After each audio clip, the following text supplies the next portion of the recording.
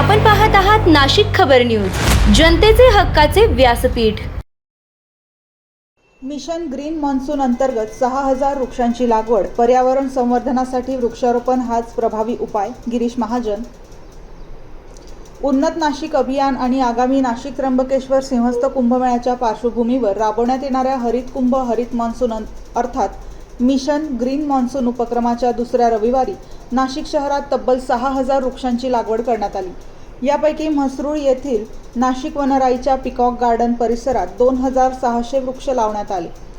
यावेळी बोलताना कुंभमेळा मंत्री गिरीश महाजन यांनी वाढते तापमान, अल निनोचे संकट आणि हवामान बदलामुळे निर्माण झालेल्या पर्यावरणीय आव्हानांवर मात करण्यासाठी वृक्षारोपण हाच सर्वात प्रभावी उपाय असल्याचे सांगितले। हरित नाशिक ही केवळ शासकीय योजना नसून ती लोक चळवळ बनली पाहिजे। प्रत्येक नागरिकाने वृक्ष लावण्याबरोबरच त्यांचे संवर्धन करण्याची जबाबदारी स्वीकारली तरच अभियानाचे खरे यश मिळेल, असे त्यांनी स्पष्ट केले।